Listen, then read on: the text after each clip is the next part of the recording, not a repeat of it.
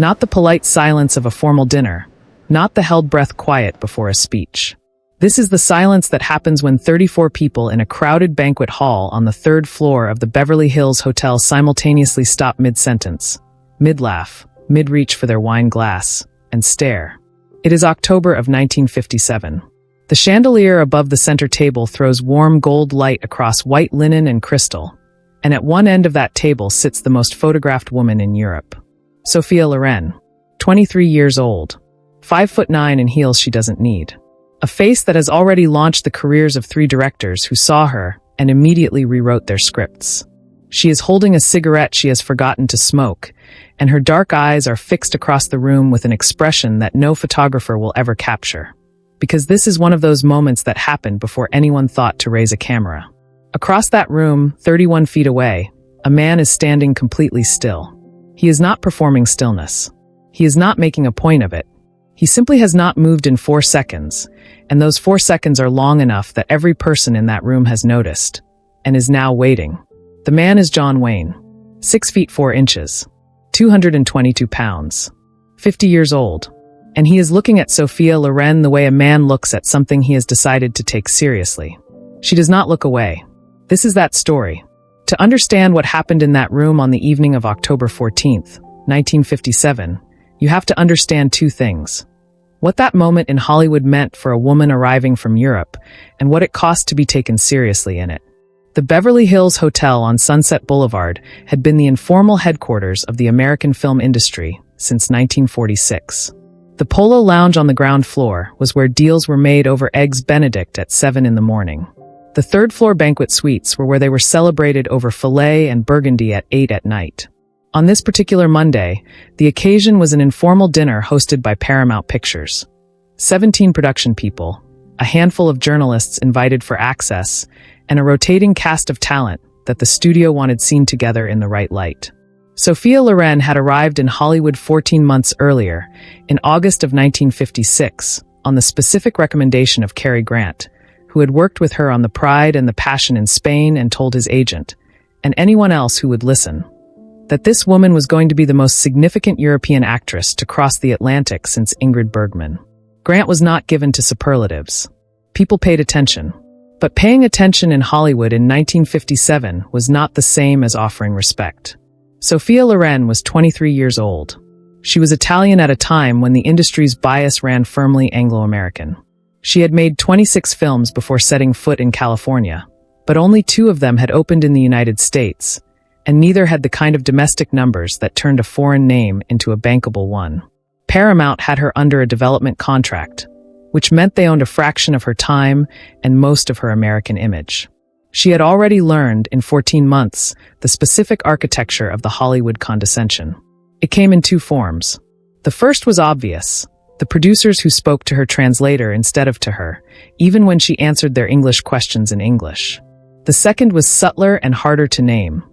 The way certain men in certain rooms simply did not include her in the conversation they were having, even when she was standing close enough to touch. Not hostility. Absence. A kind of social erasure that was never accidental and never acknowledged. By October of 1957, she had learned to identify it in the first 30 seconds of any room she walked into. The dinner that night had begun at 7:30. By 8:45, the meal had settled into the particular rhythm of a Hollywood function where the business portion was theoretically finished and the social portion had not yet found its footing. There were 34 people present.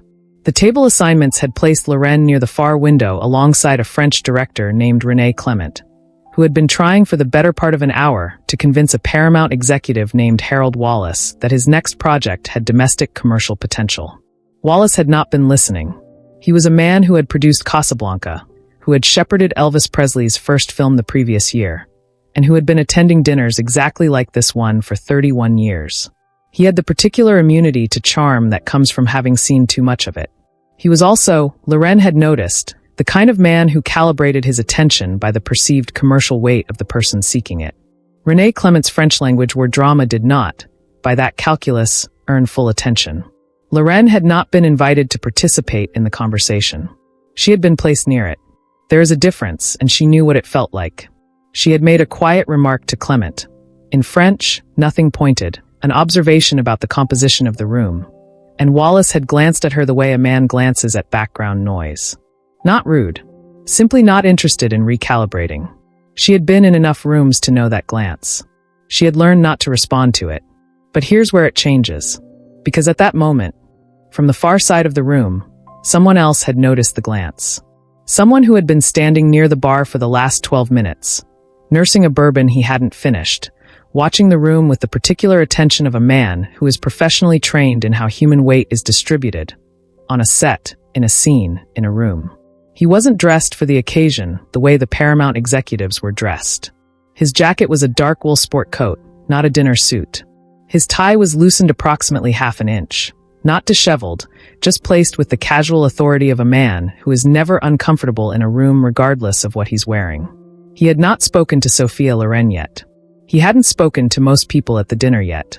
John Wayne arrived at that dinner the way he arrived at most social functions by 1957. Late, unhurried, and immediately the largest physical presence in whatever space he entered. Not because he moved to assert it, but because the room simply reorganized itself around him the way a room always reorganizes around a fixed point. He was 50 years old. He had made 134 films. He had been the #1 box office draw in America 7 times, and he had done it without ever playing a character who asked for permission. There was a thing that happened to people who stood near John Wayne for the first time. Veterans described it. Directors described it. Even actors who had worked with him multiple times described it. A physical recalibration. You became aware, without quite knowing why, that you were standing next to a man for whom the world offered fewer obstacles than it offered other people. Not because of his fame. Before you registered the face, before the name arrived in your recognition, you felt the size of the hands. His hands were, by multiple accounts, disproportionately large even for a man of his frame. An actor who worked with him on The Searchers in 1956 described them as the size of a catcher's mitt, but relaxed, like he'd forgotten about them. Director John Ford, who worked with Wayne across 19 films and never offered a compliment he didn't mean, once said Wayne's hands were the most honest things about him. They told you what he was about to do before his face did. That night at the Beverly Hills Hotel, those hands were wrapped around a bourbon glass he was holding loosely at his side, and they were pointed, along with the rest of John Wayne's attention, at a table near the far window. He had been watching the interaction between Harold Wallace, Renee Clement, and Sophia Loren for approximately 4 minutes. He had watched Wallace's glance. He had watched Loren's measured non-response. He had watched Clement continue his pitch as though nothing had happened, which was the expedient thing to do and not the right thing. The man standing next to Wayne at the bar, a publicist named Gil Stanton who would later recount this evening in a 1974 oral history project archived at the Academy of Motion Picture Arts and Sciences, said that Wayne set his glass down with no particular emphasis and said nothing before beginning to walk. Stanton said he watched Wayne cross the room and thought, "That woman has no idea what is about to happen." He was right, and wrong. It was Harold Wallace who spoke first. He had registered Wayne's approach the way any experienced Hollywood operative registers the movement of a major star across a room. With peripheral precision, the social radar that decades of deal-making installs in a person whether they want it or not. When Wayne stopped at the table, Wallace turned with the practiced warmth of a man who understood exactly where power sat and how to greet it. "Duke," he said, the word that served as Wayne's name in every room he ever entered. "Come sit with us. Renee here is trying to convince me he's made the next bridge on the River Kwai." Clement laughed the polite laugh of a man who is being gently diminished and knows it. Wayne did not sit down immediately. He stood at the edge of the table, and the thing Gil Stanton noticed from the bar, 31 feet away, in a room that was already beginning to adjust its attention, was that Wayne was not looking at Wallace. He was looking at Sophia Loren. Not the way men at that dinner had been looking at her all evening, with the particular Hollywood assessment that cataloged physical assets and assigned commercial valuations. He was looking at her with a focused, specific attention, the look, Stanton wrote in his 1974 account, of a man trying to determine the actual weight of something he'd been told was light. Loren met the look. She was not a woman who looked away. "I don't think we've been introduced," Wayne said. He said it to her. Not to Wallace, who could have provided the introduction. Not to the table in general. To her specifically, and he said it in the register that he used.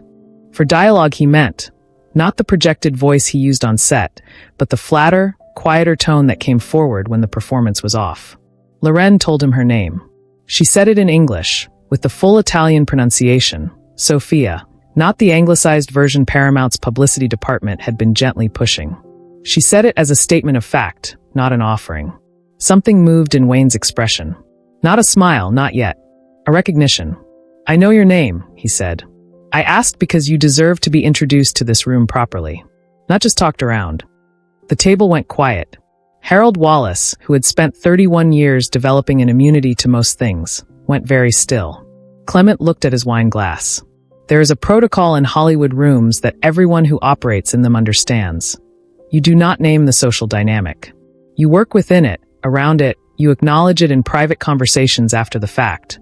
But you do not name it out loud at a table with 34 people in earshot, because naming it destroys the comfortable fiction that allows the dynamic to function. John Wayne had just named it. Not loudly. Not with accusation. With the quiet, specific precision of a man making a factual observation about a physical object. The way a carpenter says that wall is not plumb, and then simply waiting to see what the room would do with the information. Wallace started to say something. Something smooth, something that would have folded the moment back into the established order of the evening. Wayne let him start. Then, without interrupting, with the particular patience of a man who was very sure he had the floor for as long as he wanted it, Wayne pulled out the chair beside Loren and sat down. That was the whole action. He sat down. But nobody on that floor moved for 3 seconds after it happened. And Sophia Loren, 23 years old, holding a cigarette she had still not smoked, felt something shift in the architecture of that room. Felt it as a physical sensation, she would say years later. The way the air changes when a door is opened in a house that's been closed all winter. She looked at this man who did not speak first in confrontations. Who responded, who absorbed, who acted, and she started to pay a different kind of attention. What happened over the next 47 minutes at that table was not dramatic in the Hollywood sense of dramatic. There were no raised voices. Nothing was thrown. No one left the room. In the first second, Wayne simply settled into the chair with the ease of a man who had decided where he belonged and found it without ceremony. In the second, he reached across the table and refilled Lauren's wine glass from the bottle near Clement, without asking and without making a gesture of it. The way you do for someone who is at your table, not a guest you are performing hospitality for. In the third second, Wallace made his decision. The decision was visible to anyone watching, and Gil Stanton from the bar was watching, as a slight reorientation of the body. Wallace turned fractionally to include Loren in the angle of his address. Not a dramatic pivot. A correction. The kind a smart man makes when he realizes the geometry of a room has changed, and staying outside the new geometry will cost him something. That was the first shift. Wayne did not acknowledge it. He was not tracking whether Wallace would adjust. He had moved into the space and left the adjustment to the other man's judgment, and what happened next was entirely Wallace's responsibility. This is a thing Wayne understood about rooms and people that many men with his leverage did not. You do not need to watch someone recalibrate to know they are doing it. You simply hold your position, and the calibration happens on its own. For the next 11 minutes, the conversation at the table was about films. Renee Clement's project, then American Westerns, then the specific technical differences between shooting in the European landscape and shooting in the American Southwest, a topic on which Wayne had 23 years of specific, detailed knowledge. He talked about Monument Valley the way a surveyor talks about terrain. Specific elevations, the quality of light at 4 in the afternoon when the sandstone goes from red to amber, the way the wind behaved differently at 9,000 feet during a shooting day on the high desert in late October. He talked about these things, and this was the moment Stanton would describe as the center of the whole evening. He turned to Loren and asked her a question. Not a polite question. Not the conversational equivalent of a door being held open. A genuine question. He had seen her work in The Gold of Naples, the 1954 Italian anthology film that had played briefly in American art houses. He had seen specifically her performance as a street pizza vendor in the first segment. What had the shooting conditions been? What was the director, Vittorio De Sica, like to work with on a set that was ostensibly improvised but was clearly, Wayne had noticed this, precisely controlled? Loren was quiet for 2 full seconds. This was a question that required an answer. Not a performance of an answer, Not the polite deflection she had perfected for rooms that wanted her presence without her knowledge, but an actual, considered, technical answer. Because the question was accurate. De Sica's sets had been exactly that. Improvised in appearance, precise in execution, and the tension between those two realities was one of the most interesting things about working with him. And almost no one who had not stood inside those scenes would have been able to identify it from the outside. She answered the question. She talked for approximately 7 minutes. About De Sica's method, the way he cast his films with a mixture of trained actors and actual Neapolitan street figures, and then blended them so that the trained actors had to abandon their training to match the naturalism of the non-actors around them. About the specific challenge of playing a character who was physically laboring, the weight of the pizza dough, the specific temperature of the street in August, while simultaneously maintaining the emotional transparency the scene required. About the way the camera sat lower in Italian street films than in American studio productions, and what that angle demanded of a performer's posture. Wayne listened. Not politely, with the particular attention of a man absorbing information he intends to use. And then he said, "That's the same problem we have on location in the desert. The light tells the truth about effort. You can't fake being tired when the sun is at that angle. The camera sees the weight." The room went silent. Not the whole room. The table. The 6 people seated at it, and the 2 who had drifted within earshot in the way people drift toward the gravitational center of an interesting conversation. 8 people, and none of them said anything for 3 seconds, because what Wayne had just done, without announcing it, without directing anyone's attention to it, was establish a conversation between equals. Not an American movie star graciously including a foreign actress. 2 working film professionals discussing the specific technical truth of their shared craft. Harold Wallace said, later that evening in a different conversation, that he had never seen Wayne do that before. Not because Wayne was incapable of it, but because Wayne did not normally deploy it socially. He kept it for the work. Stanton, from his position at the bar, watched the second shift happen at that table, and this one was not subtle. The Paramount executive on Wallace's right, a man named Douglas Sherwood, who handled European acquisitions, leaned forward and joined the conversation by asking Loren a question about De Sica's approach to editing. Not to Wayne. To Loren. Wayne leaned back, approximately 2 inches, and let it happen. That was the whole movement. 2 inches backward. The physical grammar of a man who has created a space and is now declining to occupy it, because the space belongs to someone else. Loren answered Sherwood's question. And then another question from Clement. And then a comment from Wallace himself. Not a dismissal, not a performance of inclusion, but a direct, professional engagement with a specific point she had made about the difference between Italian neorealism and American location shooting. The conversation at that table continued for 36 more minutes. When it ended because the dinner itself was breaking up, and not because anyone at that table had run out of things to say. Sophia Loren had not moved from her chair. John Wayne had not performed anything. He had simply sat down, asked a real question, and declined to leave until the room had answered it correctly. The private moment came later, at approximately 10:40, in the corridor outside the elevator bank on the 3rd floor. Most of the dinner guests had already gone. Wallace had left with Sherwood and 2 other Paramount men. Clement had stayed an extra 20 minutes in conversation with a French journalist, and then departed. The corridor was quiet, the particular quiet of a hotel hallway at a late hour, carpeted in clothes, the soft sound of other floors' business reduced to nearly nothing. Loren was waiting for the elevator. Wayne came around the corner from the direction of the function room, jacket slung over his arm, and stopped when he saw her. The stop of a man who recognizes a person and decides in one beat whether the moment is right for conversation. He decided it was. He did not say anything immediately. This was, she would later describe, the most characteristic thing about him, the absence of filler. He did not fill the silence of an approaching conversation with noise in the way that most people did, the way Hollywood people especially did, where a room's worth of chatter was the social equivalent of leaving all the lights on. He stood beside her and waited for the elevator, and after a moment he said, "You've been giving those people the version they asked for. Not the real one." Loren looked at him. She said in a 1998 interview with Vogue Italia that has been cited in multiple Wayne biographies, "I didn't ask him what he meant. I knew what he meant. What What she understood him to mean was the specific professional compromise that a woman in her position made when operating in a room that had decided in advance what she was for.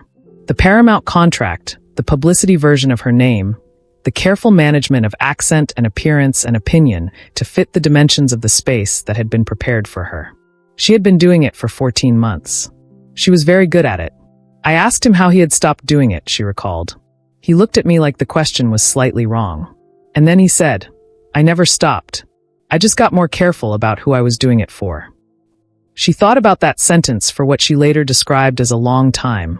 Not in the sense of standing there thinking, but in the sense of carrying it for weeks after, turning it over at different angles, testing it against different situations to see where it held and where it bent. The elevator arrived. They rode down together without further conversation. At the lobby, he held the door. Not with ceremony, with the simple functional courtesy of a man who notices a door and holds it, the same way he had noticed a wine glass and refilled it. Small acts performed without announcement because performance was not the point. At the lobby entrance, he turned and said, You're going to do things here that nobody's making room for yet. Don't wait for the room. She did not answer immediately. He did not wait for an answer. He went through the lobby doors and she watched him cross the forecourt toward a waiting car, and she stood at the entrance of the Beverly Hills Hotel for a moment that, by her account, felt longer than it was.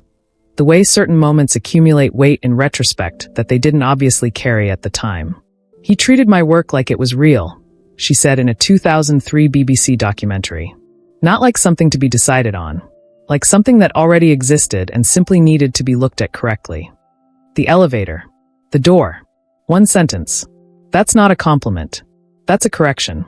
Not of her. Of the room. And it took John Wayne 47 minutes of dinner conversation, 2 inches backward in a chair, and 1 sentence in a hotel corridor to deliver it. And he didn't raise his voice once. Years later, when Sophia Loren had won the Academy Award, she won it in 1962 for Two Women, directed by Vittorio De Sica, for a performance of such specific physical and emotional truthfulness that the Academy gave it to her without the American campaign that the studio had been quietly preparing. She was asked in interview after interview about the turning point. About when she had stopped managing her image in Hollywood and started insisting on it. She gave different answers in different years, as people do. But there was a version she returned to in her later career with a consistency that her biographers noted. A dinner in 1957, a question about De Sica, and a man who sat down without being invited and did not leave until the room had reorganized itself around the reality of who she was. She did not always name him in those interviews.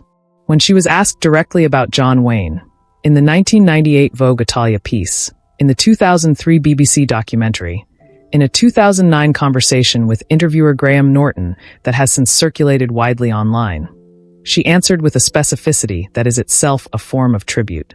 Not the general warmth of a celebrity recounting a pleasant memory, but the sharp, technical precision of a woman describing an event that changed the way she understood a room.